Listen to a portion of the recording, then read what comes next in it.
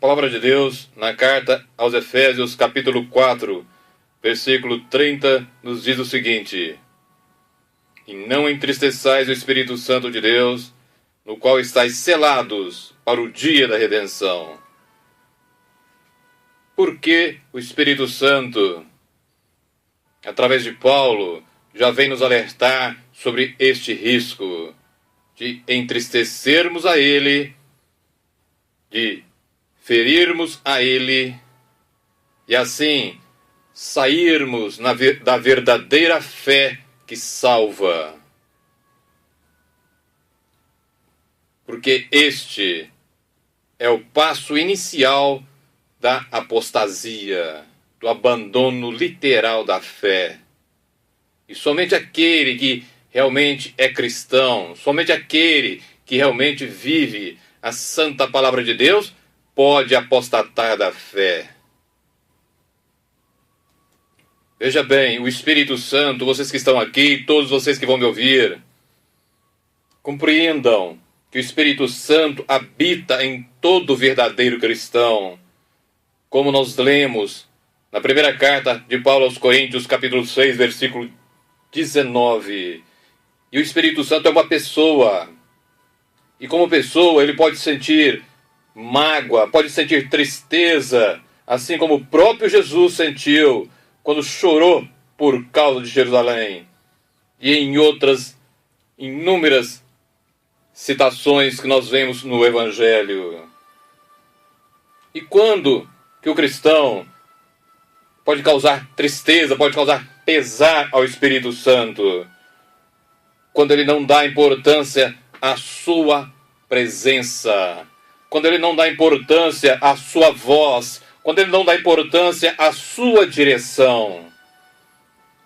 E, primeiramente, quando se entristece o Espírito Santo, e continuamente isso é feito por alguém, ou por uma igreja, ou por todo um povo, isto faz com que se caminhe para o segundo passo, para aquilo que é ainda mais sério, e que está na primeira carta aos Tessalonicenses, capítulo 5, versículo 19.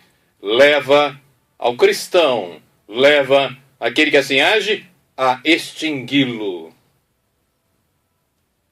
E finalmente, se há persistência em agir assim, contrário ao que ensina a palavra de Deus, a pessoa vai entrar num processo terrível de agravo ao Espírito Santo. E o agravo ao Espírito Santo, como nos revela Hebreus, capítulo 10, versículo 29, é o chamado pecado imperdoável. Veja o que nos diz Hebreus 10, 29. De quanto maior castigo cuidai, vós será julgado, merecedor aquele que pisar o Filho de Deus, e tiver por profano o sangue do testamento com que foi santificado, e fizer agravo ao Espírito da graça. Neste capítulo 10 de Hebreus, nós vemos como que o Espírito Santo inspirou ao autor da carta aos Hebreus para falar sobre o risco da apostasia, sobre o risco que pode ter aquele que de fato está vivendo, entristecendo e extinguindo o Espírito de Deus na sua vida. Pois veja bem o que Paulo, na segunda carta a Timóteo, no capítulo 3, ele fala sobre o caráter, sobre a personalidade dos homens desses últimos dias. E o que o mais impressiona é que aqui ele está falando de homens que estarão na igreja, que homens que estarão vivendo ou que estarão professando o nome de ser cristãos, o nome de Cristo, quando na realidade eles não passam de filhos do maligno. Veja bem o que a palavra de Deus nos diz. 2 Timóteo, capítulo 3, a partir do versículo 1. Sabe, porém, isto, que nos últimos dias sobrevirão tempos trabalhosos, porque haverá homens, primeiro, amantes de si mesmo, avarentos, presunçosos, soberbos, orgulhosos, blasfemos, desobedientes a pais e mães, ingratos, profanos, sem afeto natural, irreconciliáveis, caluniadores, incontinentes, cruéis, sem amor para com os bons, traidores, obstinados, orgulhosos, e veja bem agora, mais amigos dos deleites, ou seja, dos prazeres deste mundo, do que amigos de Deus. Isso nos impressiona por causa de uma coisa. Esta palavra que o apóstolo Paulo está ensinando ao jovem Timóteo, ao seu filho na fé, ele está dizendo dos que estarão nas igrejas dos últimos dias, ou seja, agora, no tempo do hoje. Porque ele vai continuar no versículo 5. Veja bem o que ele fala agora. Pois estas pessoas, tendo aparência de piedade, estarão negando a eficácia dela. Veja o que ele diz então para o jovem Timóteo. Destes, afasta-te. Destes, afasta-te. O risco da apostasia é severo, é muito grande, e é necessário que nós saibamos que nós não podemos entristecer em hipótese alguma o Espírito Santo. Pois como a palavra diz em Efésios 4:30, ele é o selo de Deus. É ele que fala que realmente você ou eu somos então propriedade do Deus eterno. Somos propriedades de Jesus Cristo. E com ele, nós então estamos vivendo, reconhecendo nele nosso único Senhor e Deus. Acompanhe comigo o que o próprio Senhor Jesus diz no Evangelho de João, capítulo 16, no versículo 13. Veja bem o que ele fala a respeito do Espírito Santo. Mas quando vier aquele Espírito da verdade, o Espírito Santo, ele vos guiará em toda a verdade, porque não falará de si mesmo, mas dirá tudo o que tiver ouvido, e vos anunciará o que há de vir. Ele me glorificará, porque há de receber o que é meu, e vos há de anunciar. Portanto, o Espírito Santo é o Espírito da verdade. E se você não estiver com ele, se você estiver entristecendo a ele, você está vivendo uma mentira. Você não está vivendo a verdade. Ele não vai estar te ensinando porque você não quer, você o entristeceu, você está extinguindo aquele que é o autor de toda a verdade. E ele, como diz Jesus, é ele que falará não de si mesmo, mas dirá tudo o que tiver ouvido, ou seja, ele como Deus Todo-Poderoso ensinará a verdade. E ainda, no versículo seguinte, no 14 que eu li, ele fala, Jesus falando, ele, o Espírito Santo, me glorificará. Se você vive num constante entristecer o Espírito Santo, num constante extinguir o Espírito Santo, você não está glorificando a Jesus, você não está exaltando a Jesus Cristo. E todas as coisas na vida de um cristão só pode ter este fundamento, só pode ter este objetivo, a glória de Cristo, a glória do Senhor Deus Todo-Poderoso, que se revelou em Jesus Cristo, seu Filho amado e Senhor de todos nós.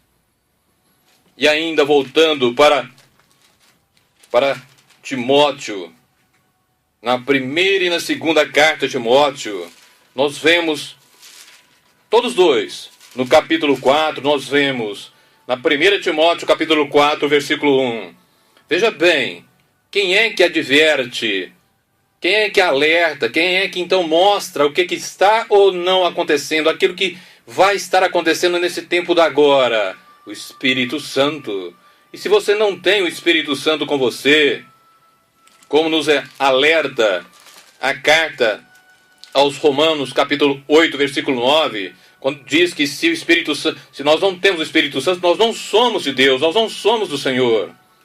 Mas 1 Timóteo capítulo 4 diz que o Espírito expressamente diz que nos últimos tempos apostatarão alguns da fé. E que eles farão? Dando ouvidos a espíritos enganadores e a doutrinas de demônios. E da mesma forma, na 2 Timóteo, também no capítulo 4, nós vemos que ele fala o seguinte no versículo 3 e no versículo 4. Porque virá tempo, esse tempo da agora, em que não sofrerão. Quem não sofrerá? Os cristãos que professam o nome de Cristo, mas de fato não são cristãos, não vivem como Cristo quer, não vivem de fato o verdadeiro evangelho. Porque virá tempo em que não sofrerão a sã doutrina, mas tendo comichão nos ouvidos, amontoarão para si doutores, conforme suas próprias cobiças, e farão o quê? E desviarão os ouvidos da verdade, voltando às fábulas, voltando às mentiras.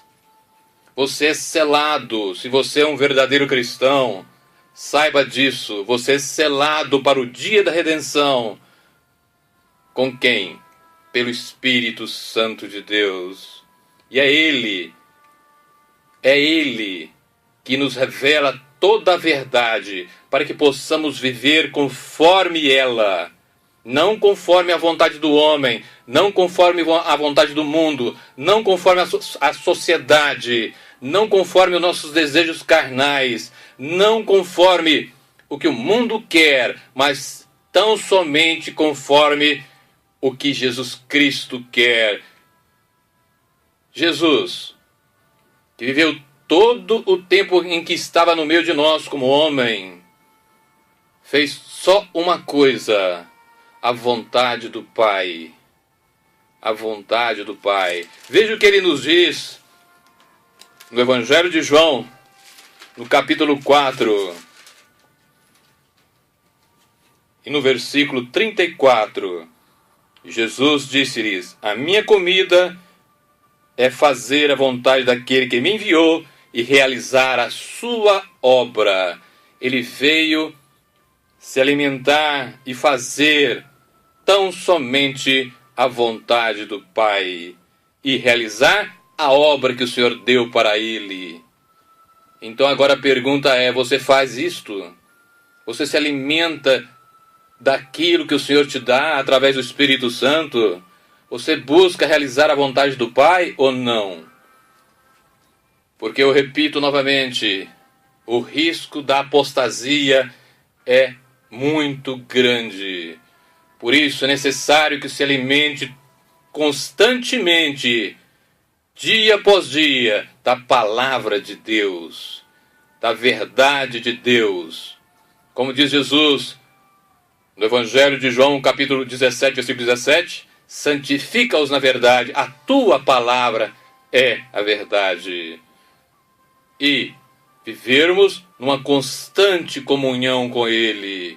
O Espírito Santo quer nos ensinar a verdade, mas é necessário que nós estejamos buscando acima de todas as coisas, vivendo para Ele, vivendo tão somente para Ele, e tendo esta prioridade acima de todas as coisas, para que, enfim, possamos estar livres da apostasia e vencermos tudo aquilo que o mundo traz de ruim, porque o mundo, na realidade, nada de bom tem para aquele que é um verdadeiro cristão.